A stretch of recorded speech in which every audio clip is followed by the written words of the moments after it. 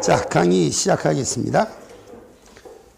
오늘은 165쪽의 예제 16번부터 출발할 차례고요.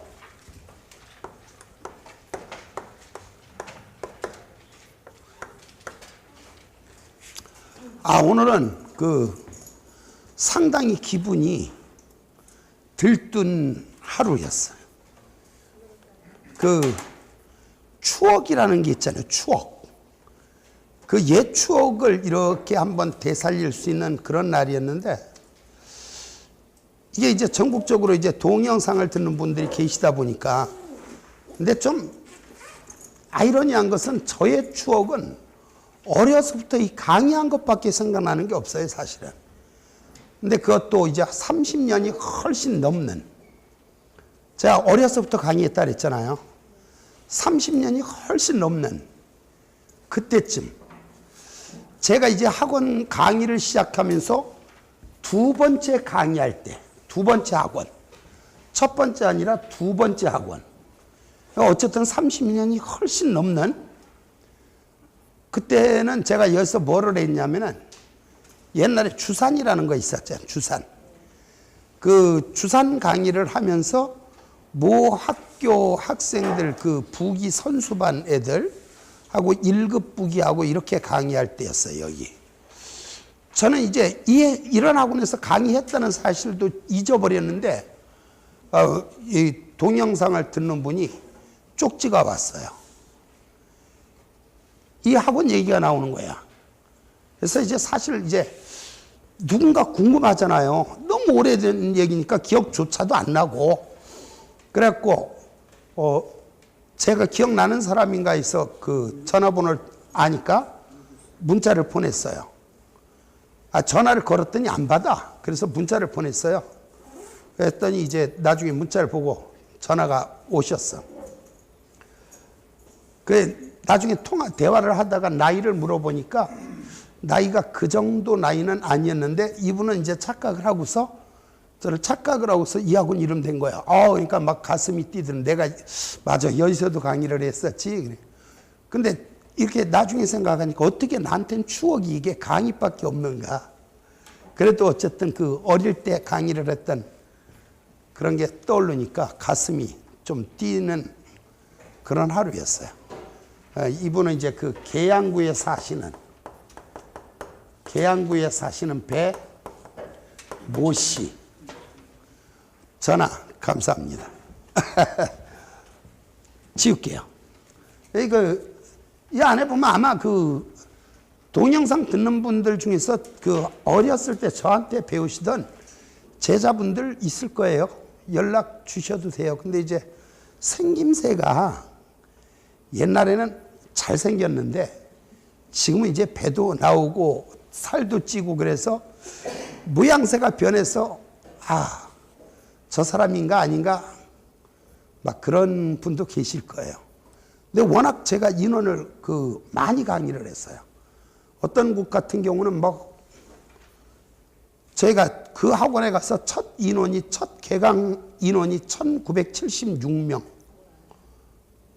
동영상 듣는 분들 중에 계실 것 같아요. 인타 이런데 예를 들어 또 많은 인원들 움직이던 데는 서너 개 도시가 같이 움직일 정도.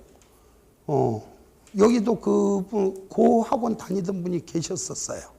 요 아는 분도 계시고 송탄 동양학원 이런 데들 연락되시면 전화 주세요.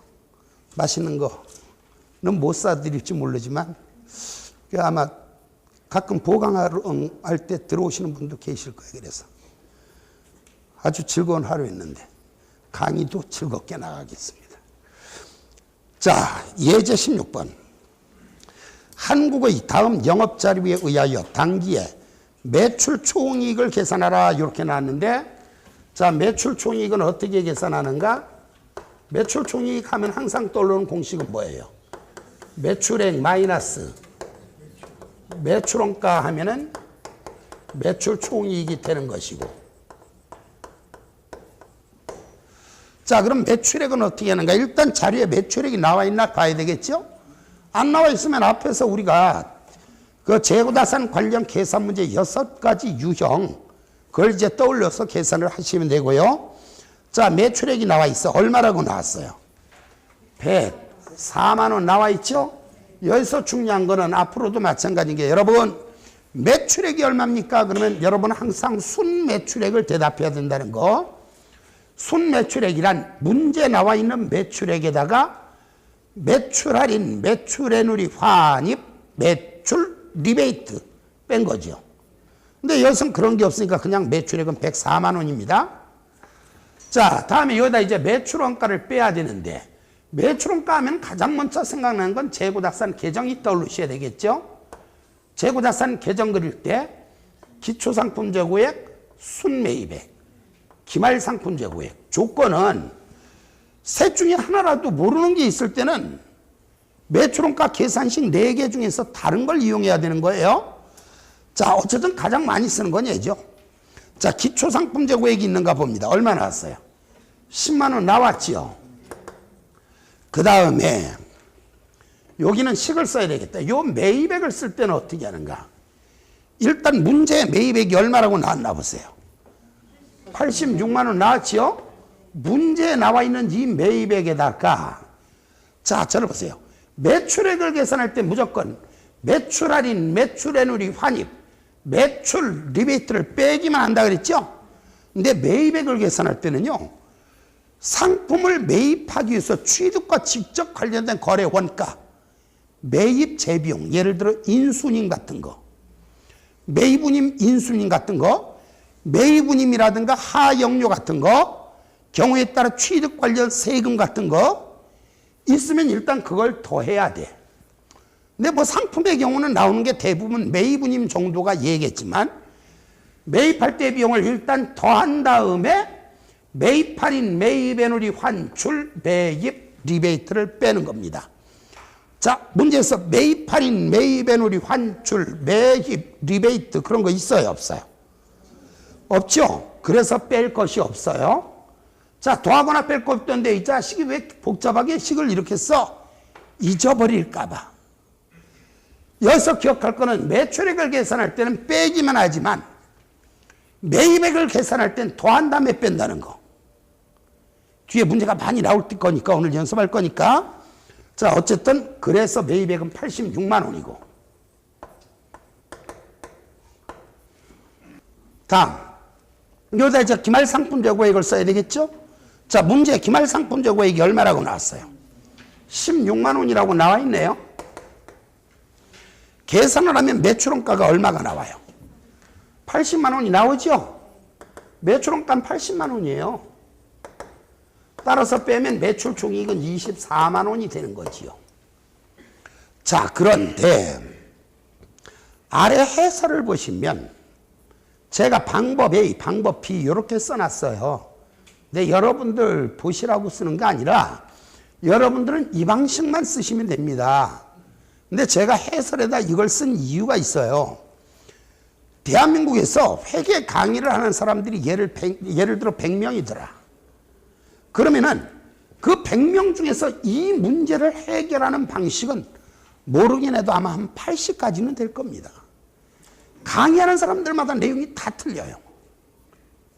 그러다 보니까 가끔가다 어떤 분들이 계시냐면은 가실 때 아주 그런 분들은 뭐 인격도 되신 분들이에요. 노골적으로 하시는 게 아니라 조그만 메모지 같은 거 이렇게 주시면서 이따가 혼자 한번 읽어보세요 해서 보면 뭐냐. 이 문제는 이렇게 푸는 것보다 이렇게 푸는 게 조금 더 쉽지 않나요? 이런 거 있어요. 제가 그 방법을 모르는 게 아니라 그래요. 이 문제 자체로만, 이 한 문제로만 놓고 보면 방법 B가 쉬울 수도 있어요. 그런데 이 재고자산과 관련한 각종의 계산 문제들은 문제마다 이 방식으로 풀어야 될까? 저 방식으로 풀어야 될까? 아, A 방식이 좋을까? B 방식이 좋을까? 아, K도 괜찮을 것 같은데 왜 M은 어때? 뭐 이러다 보면은 어떤 방식으로 풀까? 그거 판단하는데 시간이 더 걸립니다. 그래서 저는 처음부터 끝까지 한 가지 방식으로만 강의를 하고 있다는 거 참고하시고요. 자, 계속해서 17번 보겠습니다.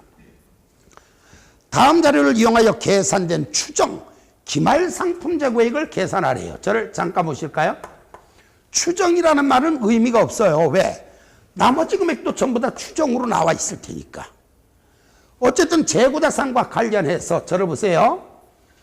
기초상품을 모르건 순매입액을 모르건 매출원가를 모르건 기말상품 재고액을 모르건 넷 중에 하나를 모른다. 이건 무조건 재고자산 계정을 이용하시면 됩니다. 기초상품 재고액, 순매입액, 매출원가, 기말상품 재고액 넷 중에 하나를 모르면 무조건 재고자산 계정을 그려라. 자, 지금 이 문제는 기말상품 재고액을 계산하는 문제죠. 그럼 나머지 세 개만 채워줍시다. 자, 기초상품 재고액 찾아보세요. 55만 원 나와 있죠? 자, 매입액을 찾아주세요. 매입액이 얼마라고 나왔어요? 225만 원이라고 나왔는데 항상 기억할 거, 매입액을 적을 땐 매입운임 더하고 매입 할인, 매입 애누리 환출, 매입 리베이트 있으면 뺀다는 거 없으니까 그냥 225만 원이네. 자, 그러면 이번에는 기말상품 재고액을 쓸 차례, 매출원가를 쓸 차례인데 저를 잠깐 보세요. 우리가 이 매출원가를 계산할 때 하나, 둘, 셋 다 알 때는 계정을 이용해서 계산을 하지만 모르는 게 하나라도 있죠. 그럴 땐 매출원가 계산식 4개 중에서 첫 번째 게 아니라 나머지 셋 중에 한 가지 방식을 이용해야 돼. 자, 그럼 나머지 셋 중에 하나는 뭐냐? 첫째, 이익률이 있나 없나를 봐야 되겠죠. 자, 자료에 이 문제 이익률이 있어요, 없어요? 있죠? 이익률이 있는데 그 이익률이 원가에 대한 이익률입니까? 매출 총이익률입니까? 매출 총이익률일 때는 어떻게 하라 그랬어요? 매출액에다 그냥 곧장 매출 원가율을 곱하라 그랬죠? 매출액 곱하기 매출원가율. 자, 문제에서 매출액이 얼마라고 나왔어요? 300만 원 나왔죠?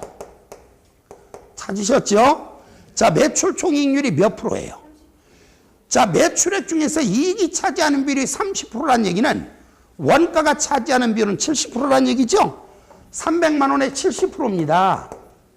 210만 원이죠? 빼면은 기말상품 재고액은 70만 원이 되겠네요. 18번 보겠습니다. 자, 다음 자료를 이용하여 매출 총이익법으로 추정한 기말재고액을 계산하라 그랬어요. 자, 그러면 재고자산과 관련해서 기초상품 재고액, 순매입액, 매출원가 쓰고 차압에 넣어서 대변 빼면 기말재고액 나오겠네요. 자, 기초재고액이 얼마 나왔어요? 2,200원 나왔네요. 매입액이 얼마 나왔어요? 4,300원이 나왔죠? 자, 그럼 여기다 매출원가를 써야 되는데 매출원가를 쓸 땐 첫째 이익률이 있나 없나를 보자. 만약에 이익률이 없다면 어떻게 계산해야 돼? 매출액 마이너스 매출총이익. 그렇죠? 이익률이 안 나왔을 땐 매출액 마이너스 매출총이익 한 금액을 여기다 쓰는 거예요. 근데 이 문제는 이익률이 나와 있죠. 이익률이 나와 있는데 원가에 대한 이익률이 나왔어요? 매출총이익률이 나왔어요? 원가에 대한 이익률이 나왔네. 이거 보세요. 매출 총이익률이 났을 때 매출액에다 곧장 매출 원가율을 곱했지만 원가에 대한 이익률이 났을 때는 어떻게 하는가? 그 매출액에다가 1 플러스 이익률을 나누라 그랬죠. 1 플러스 이익률을. 매출원가 계산식 세 번째 내용입니다. 1 플러스 이익률이 몇 퍼센트예요? 20%는 환산하면 0.2잖아요. 한마디로 1.2를 나누라고요. 6,000원 나누기 1.2. 5,000원이 될 것이고 이 상태에서 빼면 얼마예요? 1,500원인가요? 이것이 바로 기말상품 재고액입니다.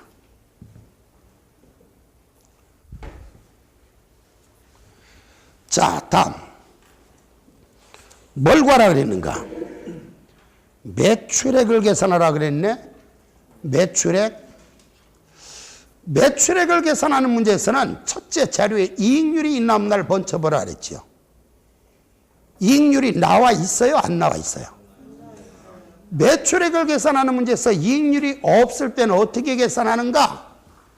100% 이거라 그랬어요. 잘 보세요. 매출액을 계산하는 문제에서 이익률이 안 나와 있더라. 이유 여하를 불문하고 무조건 매출원가를 먼저 구해. 바로 여기에다 매출 총이익을 더한 것, 여기다 매출 총이익을 더한 것. 그러니까 결과적으로 재고자산 관련 계산 문제 6가지 유형, 그걸 완전히 이제 터득을 한 거예요. 반복을 해서. 기억이 안 나면 동강 한 차례 빨리 2배속을 통해서라도 한번 들어보시고요. 자, 이 매출 총이익이 얼마라고 나왔어요? 5만 원 나왔나요? 결과적으로 이 문제는 얘 3개를 쓰는 게 일단 핵심이네요. 자, 문제에서 기초세고자산, 기초상품재고액 얼마 나왔어요? 10만 원 나왔죠? 여기다 이제 매입액을 써야 되는데, 문제에 나와 있는 매입액, 경우에 따른 총 매입액이라고 나올 수도 있고, 그냥 매입액이라고 나올 수도 있는데, 문제 매입액이 얼마라고 나왔어요? 30만 원에다가 매입운임이나 하역료 같은 매입 재비용, 매입운임이나 하역료 같은 매입 재비용이 있어요, 없어요? 매입운임, 하역료 이런 비용 없죠? 비용이 있으면 더 해야 돼요. 근데 대한민국에서 하역료 있는 문제는 아마 이 책밖에 없을 거예요. 결과적으로 뭔 얘기냐? 대부분은 시험에 안 나온다는 얘기예요. 근데 이 책에는 왜 집어넣냐고요? 국제회계 기준을 반영해서 문제를 만들려다 보니까 시중에 그런 문제가 없으니까 그냥 하나 집어넣은 거예요. 이런 문제도 있을 수 있다 싶어서. 어쨌든 매입운임이나 하역료 같은 비용 더하고 여기에다가 매입 할인, 매입의 누리 환출, 매입 리베이트. 현실적으로 역시 리베이트 있는 문제도 이 책밖에 저는 못 봤어요. 실질적으로는 매입 할인, 매입의 누리 환출, 매입 할인, 매입의 누리 환출, 대부분 그것만 암기해도 무방할 수도 있습니다. 매입 할인은 없고 매입 애누리 없고, 아, 환출이 나왔네. 환출이 얼마가 나왔어요? 3만 원이 나왔죠? 결과적으로 이 회사의 순 매입액은 27만 원입니다. 자, 그럼 여기다 이제 마지막 기말상품재고에 기말재고자산을 써야 되는데, 기말재고자산이 얼마예요? 5만 원 나왔네요? 계산하면 32만 원이네? 자, 그럼 들어보세요. 얘가 이제 37만 원인데 얘가 뭐예요? 매출액이죠? 얘가 매출액이잖아요. 매출액은 매출액인데 우리가 말을 하는 매출액은, 여러분 매출액이 얼마입니까? 할 때 매출액은 무슨 매출액이에요? 순매출액이잖아. 그러니까 시험 볼 때 매출액은 얼마인가 또는 순매출액은 얼마인가, 그때는 얘가 답이야. 그런데 이 문제는 굳이 무슨 매출액 구하라 그랬어요? 총 매출액 구하라 그랬죠? 이거잖아요. 순매출액은 어떻게 구하는가? 자, 총 매출액에서 매출 할인, 매출의 누리 환입 뺀 거지요. 매출 할인, 매출의 누리 환입, 경우에 따라 매출 리베이트가 있으면 걔까지 뺀 거예요. 자, 이 문제 매출 할인 없고 매출의 누리 없고 환입 있네요. 자, 보세요. 총 매출액에다가 얘를 뺀 게 얘가 37만 원이라고요. 총 매출액 구할 수 있겠죠? 자, 39만 원이네요. 다음, 자, 167쪽에 기출 및 적중 예상 문제에 나와 있습니다. 1번과 2번은 여러분들이 하시고, 1번과 2번은 여러분들이 하시고, 3번 역시 여러분들이 하세요. 이번 강의가 3번 강의가 아주 잘 됐으니까. 근데 이거 3번 문제가요, 저는 이해가 안 가요 하시는 분들은 뭘 다시 보시느냐, 161쪽에 보면 재고자산 오류로 인한 영향 나와 있잖아요. 거기서 제가 3가지 설명했죠. 현금 매입액의 누락 계속 기록법의 경우, 현금 매입액의 누락 실지 재고 조사법의 경우, 외상 매입액의 누락 계속 기록법의 경우 3가지 설명했어요. 그 나머지는 전부 응용이 돼야 돼요. 따라서 오늘 강의에서 3번까지는 제외하고 중요한 거 3번 시험에 나온다는 정보 다 들어왔어요. 그러니까 안 했으면 진짜 안 풀어주니까 안 해도 되겠지가 아니라 이 기본서에 있는 문제가요, 다른 웬만한 출판사에서 문제풀이반에서 나오는 문제보다 양이 더 많습니다. 이 책에. 물리적으로 다 풀 수가 없어요. 그래서 일부 건너뛰는 문제들은 있습니다만 여러분들이 개별적으로 해결해야 될 부분들이에요. 풀다가 이해 안 가시면 언제든지 질문 좋습니다. 자, 계속해서 저는 4번 168쪽 4번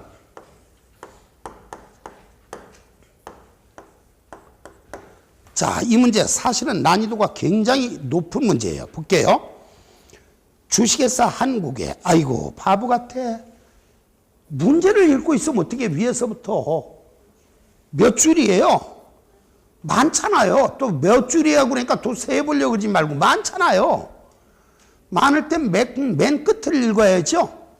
맨 끝에 보니까 뭘 구하래요? 아, 매출원가 계산하는 문제군요.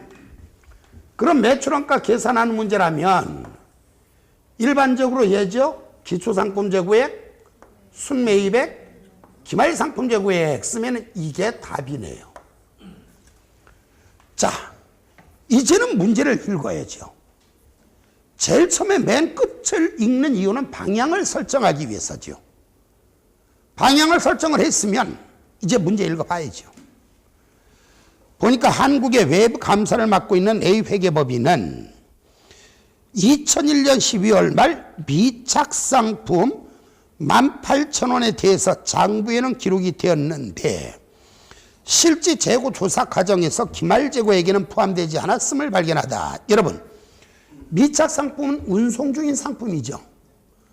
운송 중인 상품의 소유권은 선, 구, 도판, 선적지 인도 조건의 운송 중인 상품은 구매자의 재고자산, 도착지 인도 조건의 운송 중인 상품은 판매자의 재고자산이에요. 자, 이거 무슨 조건이에요? 선적지 인도 조건이면 누구의 재고자산? 구매자의 재고자산이면은, 자, 다음에 구매자의 재고자산이란 걸 알았다? 그 다음엔 내가 구매자냐 판매자냐를 알아야지. 자, 이건 내가 구매자예요 판매자예요? 구매자. 뭘 보고 알아? 나는 사오는 사람이잖아요. 아하, 결론은 이 상품은 내 거네. 내 거니까 자 볼까요? 내 거이기 때문에 내 매입액에도 가산하고 내 기말재고액에도 가산을 해야 됩니다. 내 거니까 상품을 매입했으니까 매입액에도 더하고, 어쨌든 이건 내 재고자산이니까 여기도 돼. 양쪽에 더해야 된다는 거예요. 18,000원을. 그런데 어쨌든 수정 전 시산표에 기초재고자산은 5만 원이고, 자, 얘가 5만 원이고 매입액은 18만 원이에요. 기말재고자산은 얼마라 그랬어요? 기말재고자산은 문제에서 4만 8천 원이라고 나와 있죠. 자, 그런데 여기 보세요. 이 문제의 핵심은 현재 뭐가 운송 중인 상품이 반영이 안 됐죠. 그러면 그 운송 중인 상품 요거 나한테 오고 있는 상품이니까 내 매입액에도 더하고 여기도 더해야 돼.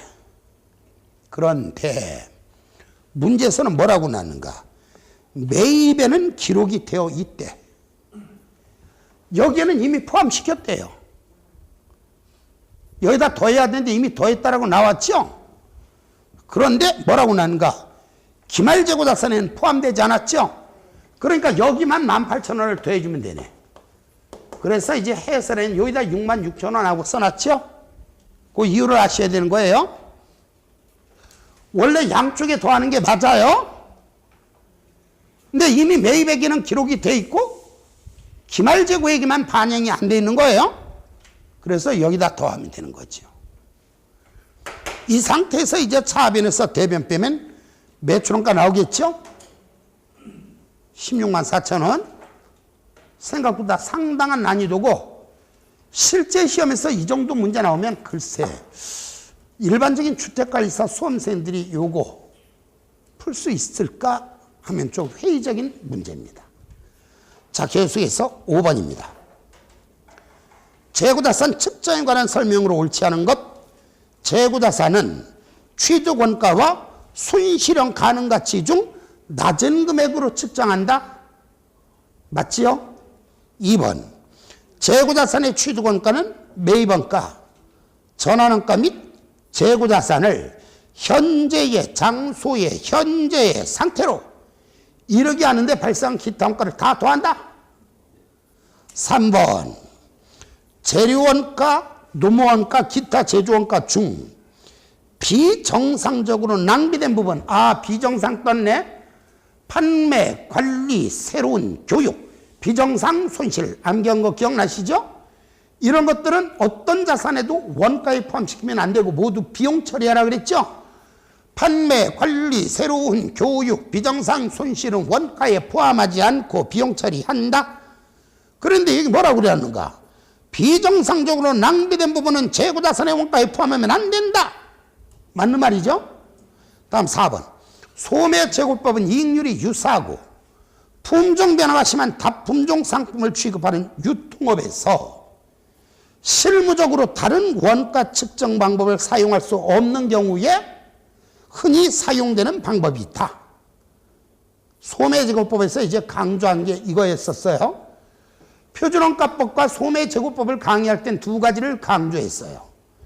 표준원가법이나 소매제고법 등의 원가 측정 방법은 그러한 방법으로 평가한 결과가 실제 원가와 유사한 경우에만 편의상 사용할 수 있다. 이 말과 함께 설명드린 게 이거죠.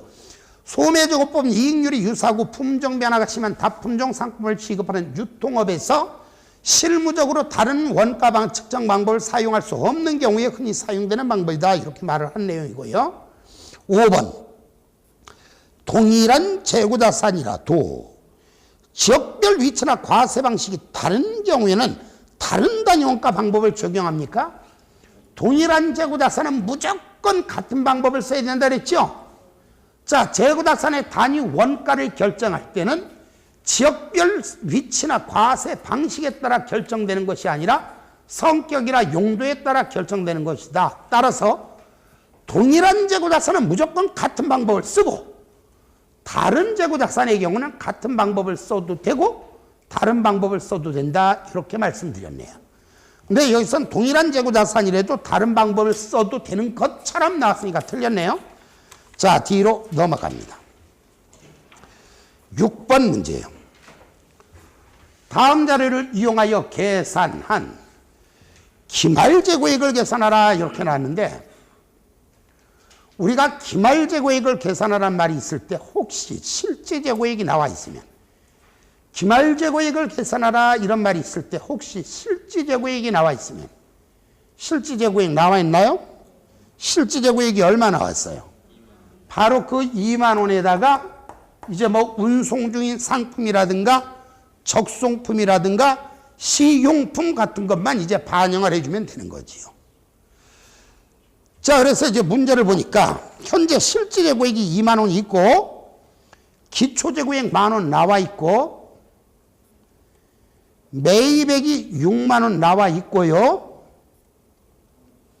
11월 3일 원가 4만 5천 원, 판매 가격 6만 원짜리 상품을 시용 판매를 하기 위하여 고객에게 배송을 했네요. 고객한테 야 이거 너 써봐 하고 일단 보냈어요. 이거 내 거예요 남의 거예요? 근데 사실은 그렇게 판단하는 게 아니라 시용품의 경우는 반드시 매입사 표시가 있는가 없는가가 나온다 그랬잖아요. 그렇죠? 그러니까 시용품의 경우는 자 써봐 하고 보낸 상품 이거 내 거예요 남의 거예요? 그러면 봐야 돼요 이렇게 나와 있지. 그래서 이제 의사 표시가 있는가 없는가 봤어.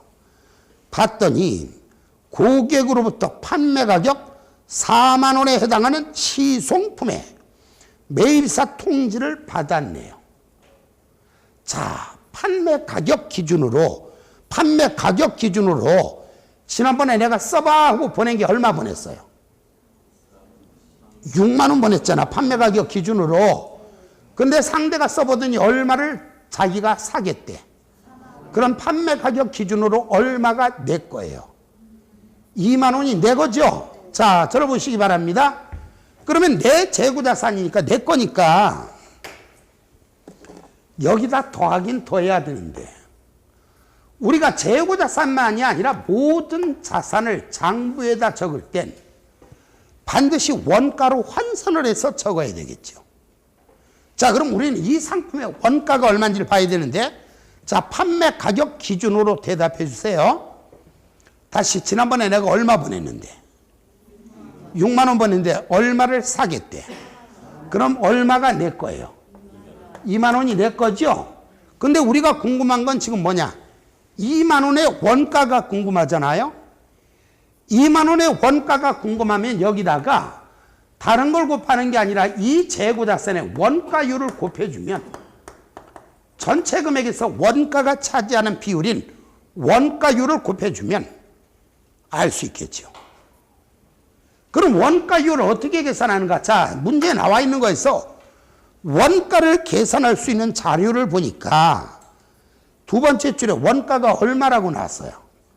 45,000원 나왔죠? 그 45,000원 판매 가격 기준으로 얼마에 대한 원가예요? 6만 원에 대한 원가죠? 들어보세요. 판매 가격 기준으로 6만 원에 대한 원가가 45,000원이야. 전체 금액에서 원가가 차지하는 비율 65,000원에서 45,000원이 차지하는 비율은 몇 프로냐? 75%네요. 그래서 여기다 15,000원을 더하면 됩니다. 그런데 식을 또 하나 설명드리죠. 사실은 한 가지 방법만 확실히 알면 됨에도 불구하고 제가 또 한 가지 설명을 드리는 이유는 실제로 시험 보러 가서 순간적으로 혼란스러운 경우가 있어요. 원가를 계산해야 된다는 건 아는데 이거 원가 어떻게 계산하지? 고통스러운 경우가 있어요. 그땐 먼저 생각나는 놈을 풀면 돼. 자, 어떻게 하는가? 거기 원가라는 말 나와 있는 거 있죠? 얼마라고 나왔어요? 45,000원 나왔는데 요걸 이용해서 요거를 이용해서 2만 원에 대한 원가를 계산하면 되는 거죠? 여러분, 이 45,000원은 판매 가격 기준으로 얼마에 대한 원가예요? 6만 원에 대한 원가죠? 자, 판매 가격 기준으로 우리는 얼마에 대한 원가가 궁금해요? 2만 원에 대한 원가가 궁금한가요? 다시 한번 질문. 얼마 중에서? 6만 원 중에서 얼마에 대한 원가가 궁금해? 2만 원에 대한 원가가 궁금하죠? 따라서 6만 원 분의 2만 원. 이렇게 계산해도 답은 15,000원이야. 그러면 이제 문제는 기말재고자산은 35,000원이란 얘기인데 갑자기 여기서 궁금하신 분들이 계십니다. 몇 분? 이런 분 계시죠? 아니, 기초재고액은 전기에서 넘어온 거니까 올해 입장에서는 우리 회사 상품이 늘어난 거고 매입을 해도 상품이 늘어나는 거 아니냐. 그러니까 여기에다가 기초재고액과 매입액까지 더한 게 답이 아닙니까? 라고 생각하는 분이 계시는데 자, 들어보시기 바랍니다. 현재 창고에 있는 실지재고액의 의미는 이거예요. 창고에 있는 실지재고액은 기초재고액에다가 사온 거 더하고 파는 거에 대한 원가 빼고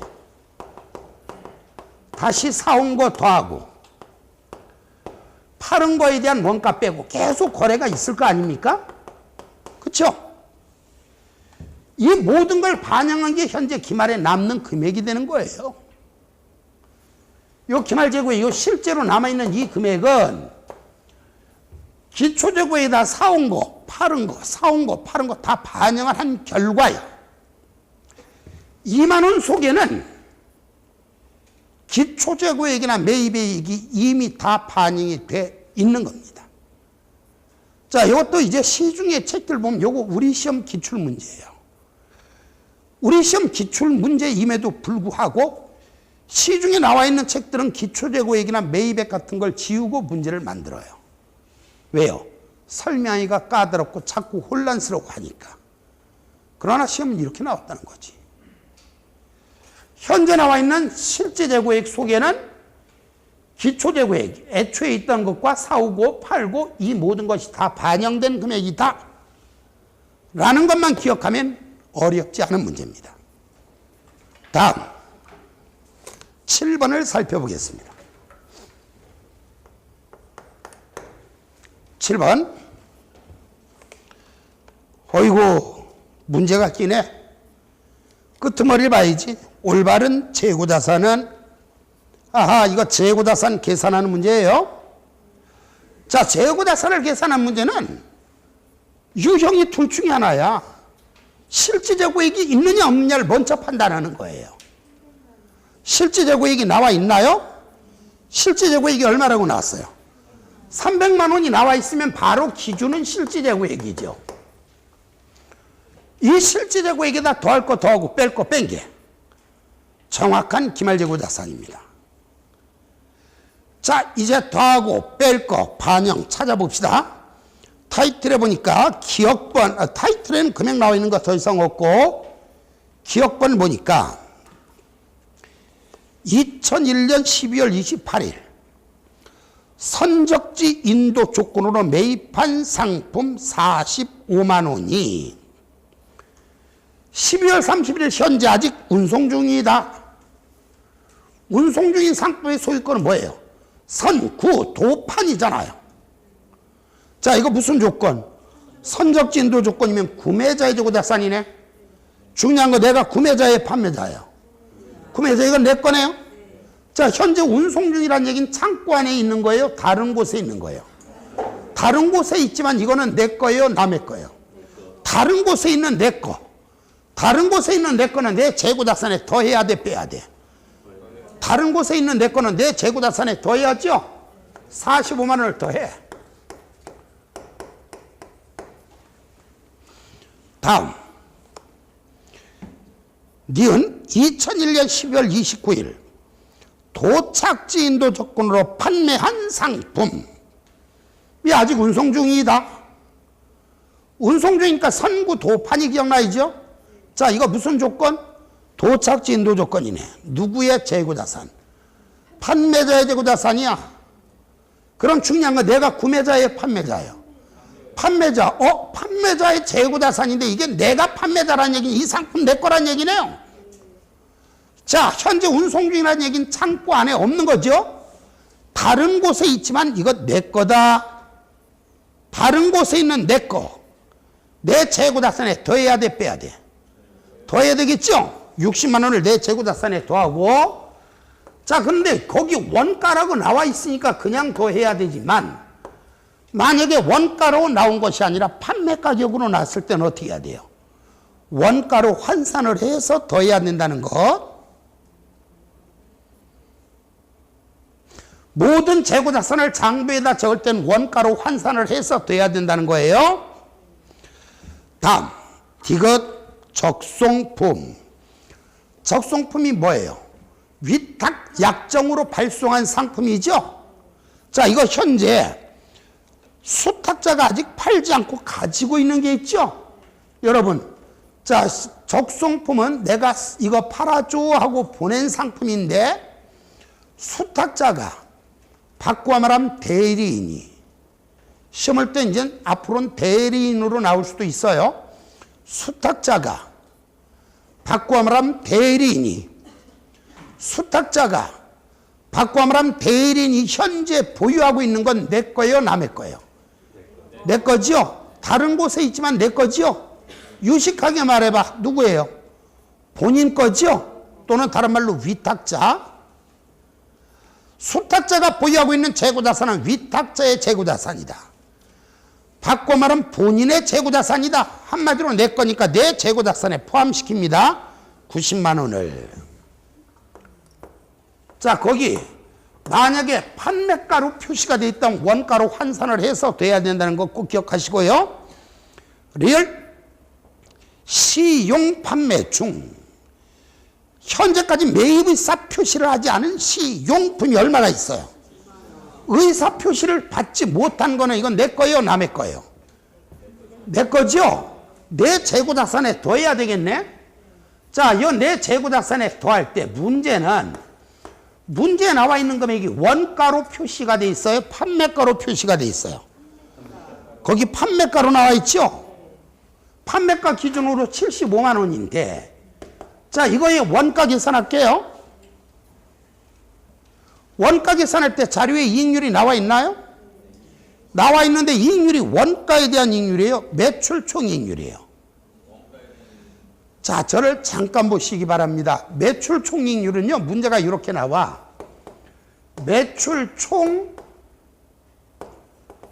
총이익률인 경우는 반드시 문제에서 매출 총이익률은 몇 퍼센트이다 이렇게 나오던가, 아니면 이렇게 나오죠. 매출 총이익은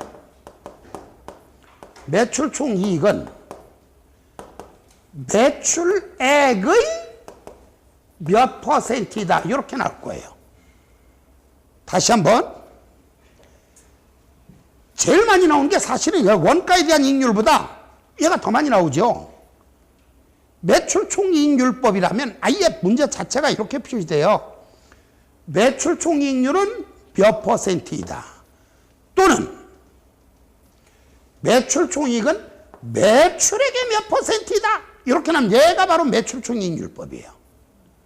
그런데 여기는 아무런 말이 없이 그냥 요 상품에는 25%의 이익이 가산되었다 그랬죠? 일반적으로 이익을 가산할 때는 원가에다 일정한 비율을 가산하는 거 아닙니까? 그러니까 이거의 원가를 구하려면 어떻게 하는가? 원가에 대한 이익률이 나왔으면 1 플러스 이익률을 나눈다. 매출 총이익률이 나왔을 때 매출 원가율을 곱한다. 원가에 대한 이익률이 나왔을 때 1 플러스 이익률을 나눈다. 자, 1.25를 나누면 되겠네요. 그럼 75만 원의 원가가 얼마가 나와요? 60만 원이 나오나요? 야, 처음부터 끝까지 뺄 건 하나도 없이 전부 다 더하는 거였네요. 이렇게 다 더하면 이게 답이 되겠죠. 555만 원 나왔나요? 자, 같이 계산해 보셨으면 좋겠고요. 각자 8번. 뭘 구하라 그랬는가? 2001년 말 재무상태표의 재고자산은 이렇게 나왔잖아요. 여러분, 재무상태표에 표시되는 자산부채 자본은 기말금액을 의미하는 겁니다. 이건 재무상태표의 재고자산을 구하라 그랬으니까 한마디로 기말재고자산을 계산하는 문제죠. 한 번 더, 재무상태표에 표시될 자산은 얼마인가, 부채는 얼마인가? 기말금액을 구하라는 얘기예요. 이거 기말재고자산 계산하는 문제네요. 자, 기말재고자산 계산하는 문제는 둘 중에 하나라 그랬어요. 실질재고액이 있는가 없는가에 따라 계산 방식이 달라진다. 여러분, 만약에 실질재고액이 없다면 어떻게 해야 돼? 실질재고액이 없을 땐 이거잖아요. 자, 볼까요? 실질재고액이 안 나와 있을 땐 기말재고액을 이렇게 계산하든가, 기초재고액, 순매입액, 매출원가 써서 빼서 계산하든가. 사올 때마다 여러 차례에 걸쳐서 사왔는데 사올 때마다 단가가 달라. 사올 때마다 단가가, 예를 들어 기초에는 100원에 사온 것이고 그 다음에 130원에 사오고 150원에 사오고 사올 때마다 가격이 달라. 이건 뭘 문제야? 선이 총 문제잖아요. 선입선출법, 이동평균법, 총평균법.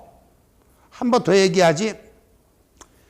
기말재고자산을 계산하는 문제는 기본은 이겁니다. 실질재고액이 자료에 나와 있는가 안 나와 있는가. 만약에 실질재고액이 안 나와 있다면 일반적으로 이거죠. 재고자산 계정을 그리던가 선이총, 선입선출법, 이동평균법, 총평균법, 이걸 이용하는 문제죠. 자, 이거 실질재고액이 나와 있나요? 실질재고액 나왔어요? 첫째 줄을 보세요. 2001년 말 재고 실사를 한 결과 창고에 보관 중인 재고자산, 창고에 보관 중인 재고자산은 실질재고액이죠? 나와 있네. 10만 원이라고. 기준은 이 10만 원입니다. 자, 이제 10만 원이다. 더할 거 더하고 뺄 거 뺄게요. 첫째 자료 끝났고, 두 번째 자료. 2001년 중 고객에게 원가 8만 원 상품에 시송품 또는 시용품을 인도하였는데 기말 현재 의사표시를 못 받았다. 여러분, 의사표시를 못 받은 재고자산은 내 거, 남의 거. 내 거, 내 재고자산에 더해야 되겠죠? 8만 원을 더하고. 자, 근데 이건 문제가 좀 이상해. 이건 그 좀 아주 어려운 시험 문제였는데, 우리 시험이 아니라 훨씬 차원이 높은 시험 문제인데, 문제 출제한 사람이 좀 이상해. 왜? 통상적으로 시용품은요, 매가로 나와야 돼. 매가로. 그럼 이거 원가로 환산해서 돼야 되는 건데, 이건 아예 원가로가 나왔죠? 이거 공인에게서 세무사 자격증 이거 공짜로 따게 하는 거네, 이거. 이 사람을 무시해도 말이야. 어쨌든 우리 원가 계산한 거 금방 할 수 있죠? 다음 거. 야, 이게 문제구나. 요런 게 이제 난이도가 높은데 이런 것도 하나씩 고춧가루 껴서 나와요, 우리 시험에. 뭐라고 나는가? 2001년 중 운영자금 차임 목적으로 은행에 원가 8만 원의 재고자산을 담보로 인도하였으며, 여러분 재고자산을 담보로 인도했다. 담보로 맡긴 거죠? 저를 보세요. 재고자산을 담보로 맡겼다. 상품이 내 손에 있어요? 남의 손에 있어요? 남의 손에가 있는데, 자, 이것은 담보로 맡길 때는 야, 이거 너 가져가고 준 거예요? 내가 그냥 상대한테, 상대가 불안해하니까 담보로 맡긴 거고, 내가 나중에 빚 다 갚으면 다시 찾아올 수 있는 거잖아요. 따라서 우리 회계상에선 담보를 주거나 받는 건 거래가 아니라 그랬어요. 왜? 소유권이 바뀐 건 아니니까. 자, 담보로 맡겼다? 내 겁니다. 다른 손에 다 남한테가 있으면 저건 내 거야. 다른 곳에 있는 내 거는 내 재고자산에 더해야 되겠죠? 얼마를? 8만 원을 중요한 거. 자, 원가로 나왔어요? 매가로 나왔어요? 원가로 나왔으니까 그냥 8만 원 더하고. 다음. 주식회사 민국과 위탁 판매 계약을 체결하고, 또는 뭐 앞으로 시험에는 위탁 약정을 하고 이렇게 나올 수도 있겠죠. 2001년 중 원가 10만 원 상당의 재고자산을 민국한테 운송하였으며, 뭐야, 야, 이거 좀 팔아줘 하고 보냈으며, 이 중에 기말현재 미판매되어 민국이 보유하고 있는 게 4만 원이네? 여러분, 내가 지난번에 보낸 게 얼마인데? 그 중에 얼마가 안 팔렸어요. 4만 원은 내 거야, 남의 거야? 내 거. 유식하게 말하면 본인 거가 되겠죠? 다른 곳에 있는 내 거네요? 내 재고자산에 4만 원을 더하고, 만세로부터 원가 6만 5천 원의 재고자산을 도착지 인도 조건으로는 매입하였으나 운송 중이다. 운송 중인 상품의 소유권은 선구, 도판. 이거 도착지 인도 조건이니까 판매자의 재고자산이에요. 자, 그런데 내가 구매자예요, 판매자예요? 구매자. 이거 판매자의 재고자산인데 내가 구매자란 얘기는 이것은 내 거란 얘기요, 남의 거란 얘기요? 다른 곳에 있지만 이건 남의 거죠? 여러분, 다른 곳에 있는 남의 거는 빼라 그랬죠? 아니에요? 어떻게? 그냥 무시하라 그랬나요? 다른 곳에 있는 남의 거는 그냥 무시한다? 결론은 요것만 더하면 되겠네요? 계산 직접 하시고 9번 살펴보겠습니다. 다음은, 아이고, 또 바보 같아. 이 긴 줄을 이거 다 읽으려고 그러면 어떡해? 끄트머리에 매출원가는 앞에 년이나 쓴 년까지 읽으라 그랬죠? 2002년에 매출원가는 하고 나왔네. 그럼 매출원가 하면 가장 먼저 떠오르는 게 이거죠? 얘가 답이네, 얘. 기초상품 순매입의 기말상품. 자, 기초상품 재고액 찾아봅니다. 찾으셨나요? 문제 타이틀에 이렇게 나왔잖아요.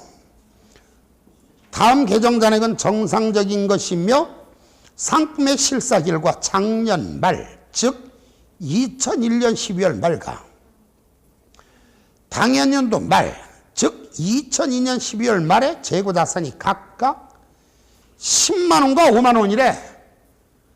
작년 말에 재고자산은 10만 원, 올해 말에 재고자산은 5만 원이에요. 그럼 들어보세요.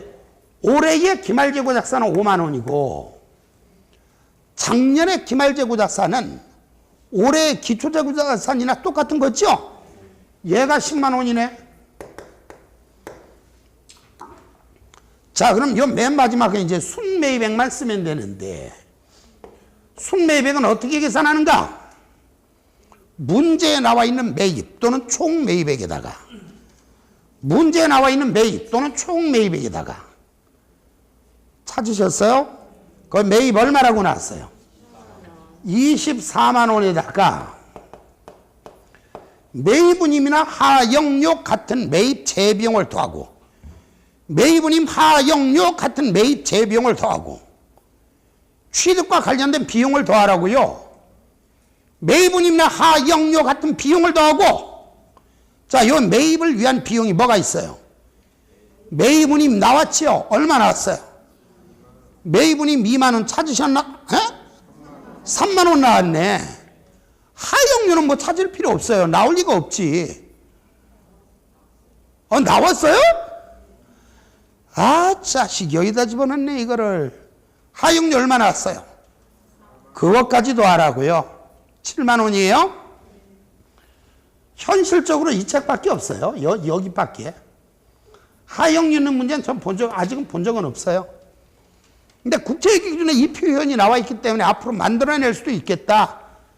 그래서 집어넣은 거죠. 다음 여기다가 마지막으로 다시 한번 매입운임이나 하역료 같은 매입 재비용을 더한 다음에 매입 할인, 매입 애누리, 환출, 매입 리베이트. 매입 할인, 매입 애누리, 환출, 매입 리베이트 빼라 그랬죠. 매입 할인 10,000원 찾으셨나요? 매입 애누리나 환출, 매입 애누리나 환출 3만 원 나왔나요? 매입 리베이트야 뭐 당연히 없죠. 그렇죠? 없죠? 내란다 또.